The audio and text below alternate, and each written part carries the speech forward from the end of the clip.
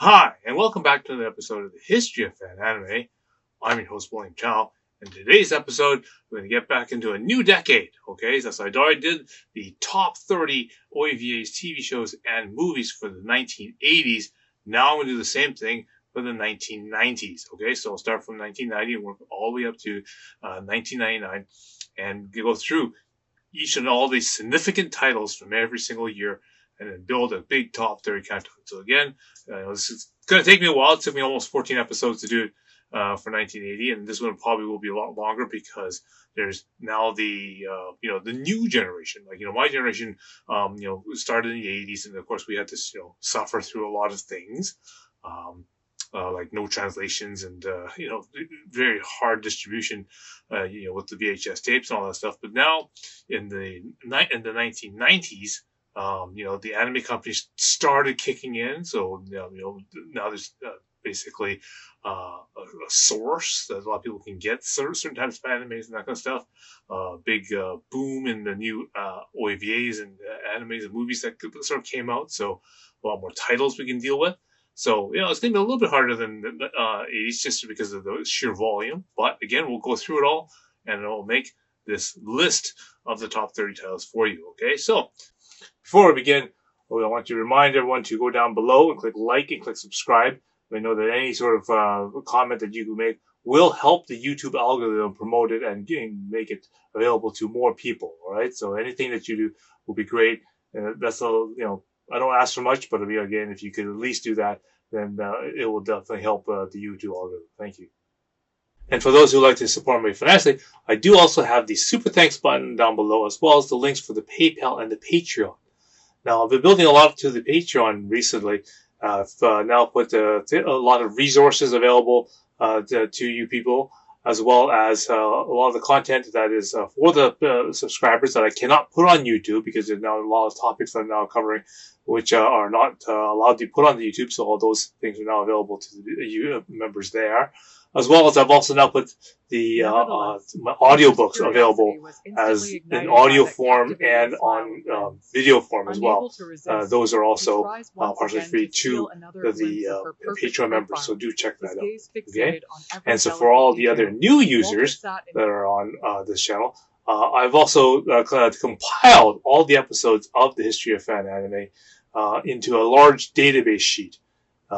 And if you like to basically look at different episodes that are pertaining to certain topics, like maybe CDs or maybe art books or maybe the fan culture itself, like conventions and that kind of stuff, they're all put together in a book-like fashion and they're put into the spreadsheet. Again, the link is below, as well as other resources like the database sheets for the MyAnimeList of the 1980s, and of course the top 30 animes of the 1980s is also all available in spreadsheet form there. Link is below.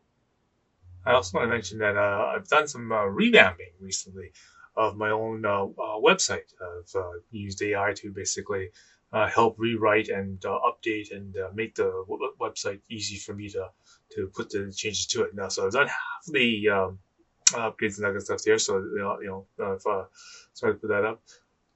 One of the most important sections, or the newest sections that I've wanted to always revamp, was the old FAQ section. Back in the days of things like the GameFAQs.com and whatnot. They used to post up how to work at certain games and how to do different progress in different games. So again, I've had done that and put up some of the things that I've done and whatnot for that. So I've done the things that when I was doing playing Ascension, Dead Live Beach Volleyball, playing Greaser, and Pokemon Go, all that stuff I've also put on there.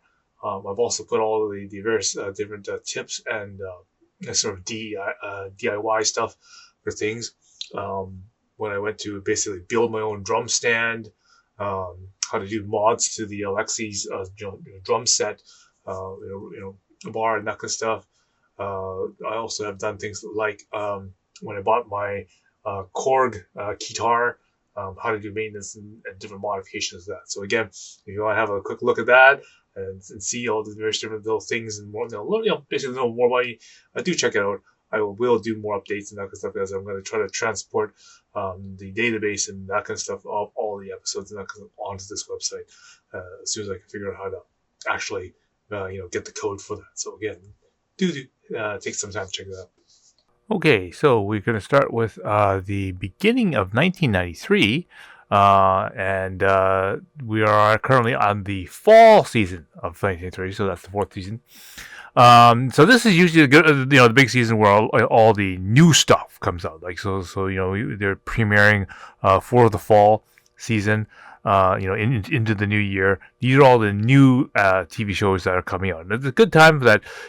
When hopefully a whole bunch of series are finished and whatnot.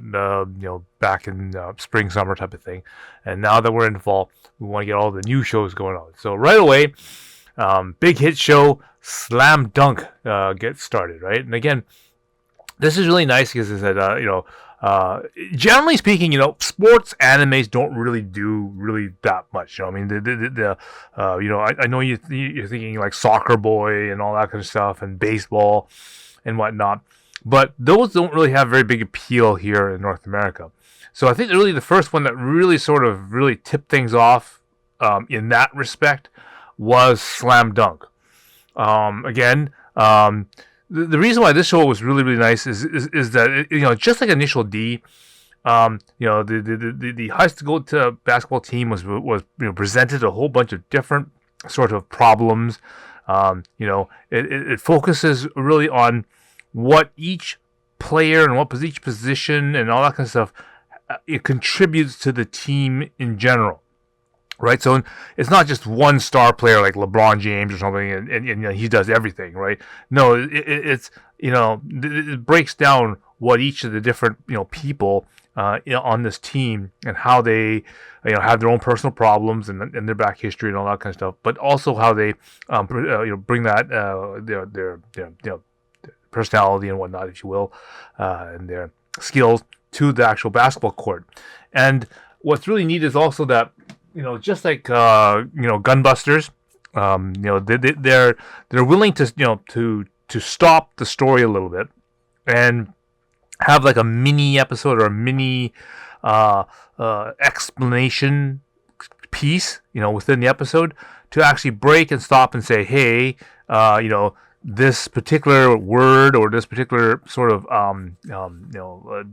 definition, if you will, or this particular technique or whatever, and it brings in the information from the NBA and that kind of stuff, and brings it into light. Whether or not it's Larry Bird or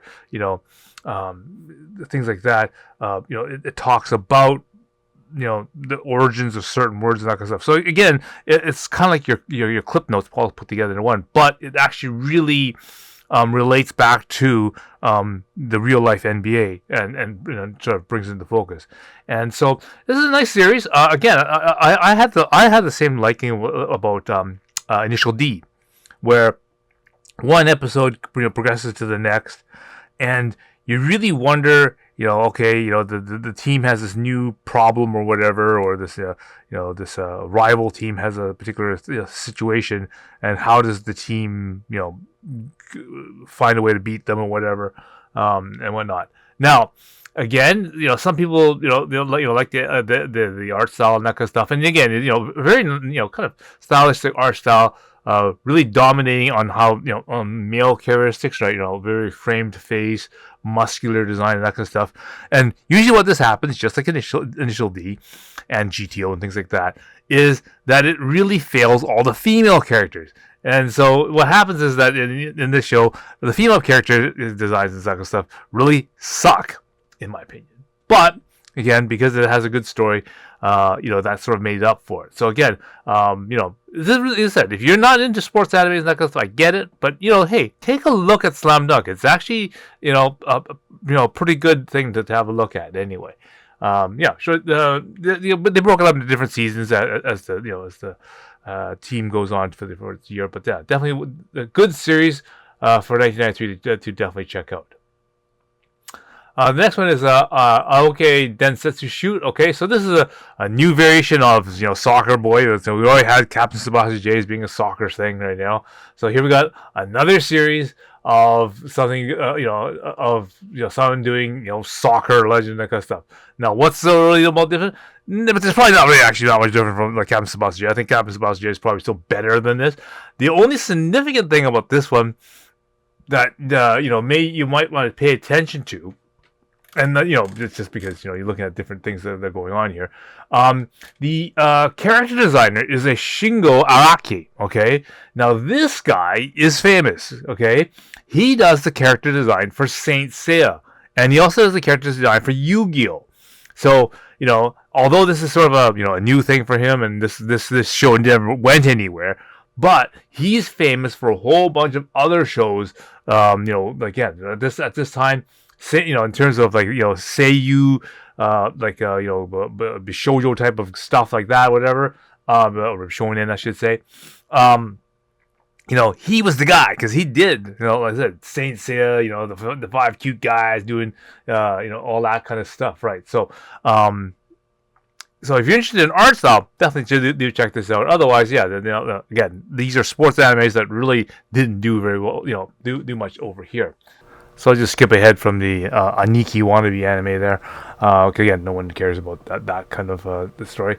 The next one that's sort of on this line is not really significant either, but I will make a point about the Muka Paradise. Okay, so again, much like anything else, no one knows what this anime is all about. But the interesting note is the character design is done by a Masayuki Hiroka. Okay, he's the character designer for that particular one, and he's working with a lot of different things. But I mean, the only thing that really points out is he does the character design for Duel Masters. Okay, and that entire story of Duel Masters Victory, and all that other stuff. He's jumping onto the bandwagon of the Pokemon, Yu-Gi-Oh, and all the the Battle Masters and all these these shall we say collectible combat type of games and whatnot. Okay, and getting into that sort of theme, right?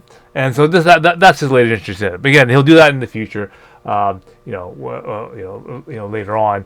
But so if you're interested in his kind of character design and that kind of stuff, sure, we're talking, in the 2000s, but when he makes that kind of thing. But his beginnings, okay, as a character designer, began with this show. So if you're interested to have a look at that, this is something for you.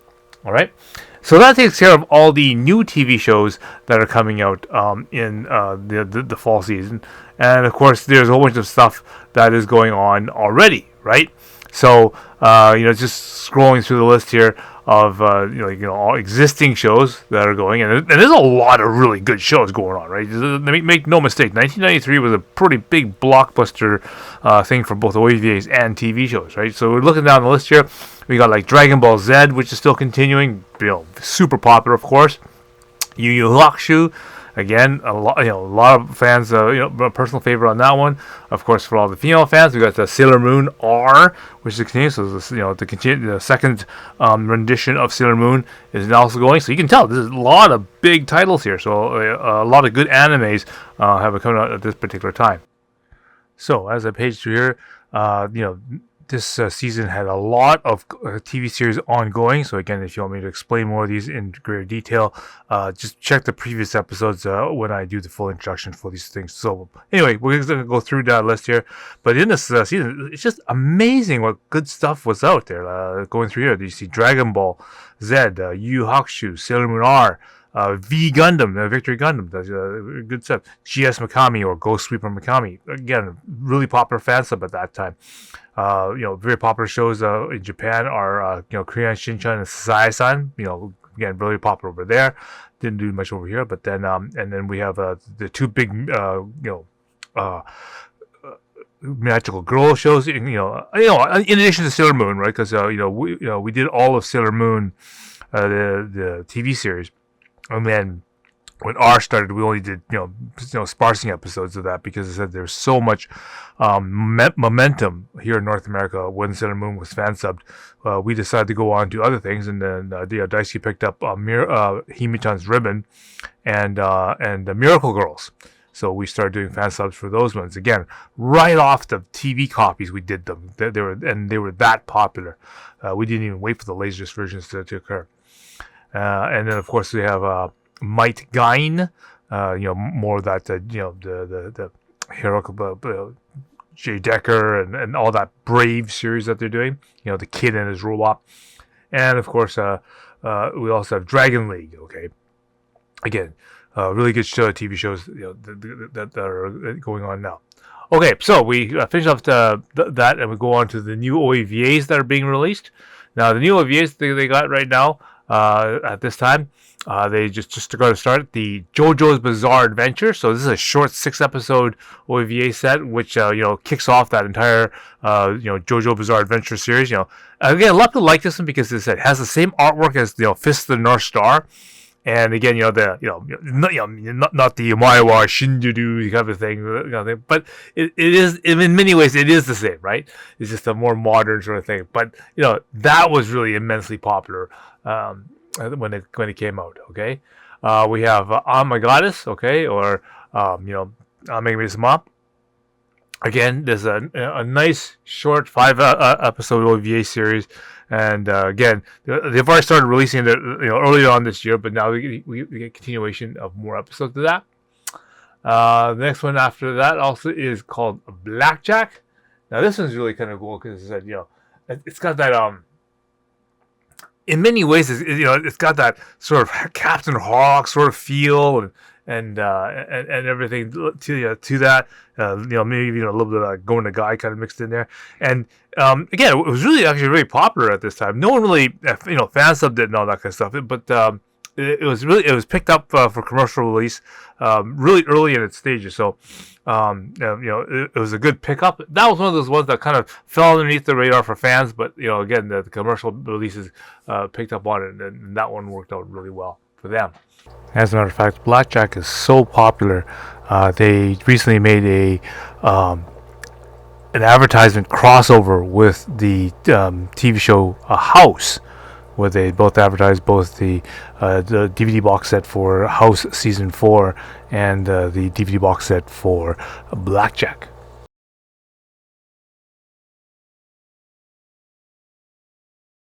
ねえ、聞いた？ハウス先生の新しいチームのメンバー。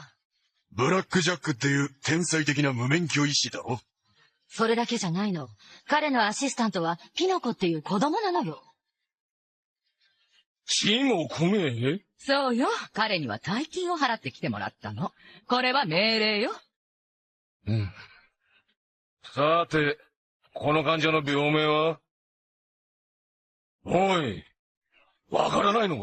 落ちないよーら。これは緊急手術が必要だな。オペを開始する。ピノコ、ね。はいよなさ。お待たせ。オペの邪魔をするな。手出しは無用だ。おいおい。あんた、本当は俺のこと、気になってたんだろ？実はな、将来の楽しみな親父だと思ってるよ。親父はよせ。ドクターハウスシーズン4。やっちゃっもよろしくね。Alright, hope you found that really interesting. And again, we'll be getting into more episodes as we go through the whole entire decade of the 1990s, alright? So, until next time, I will see you again.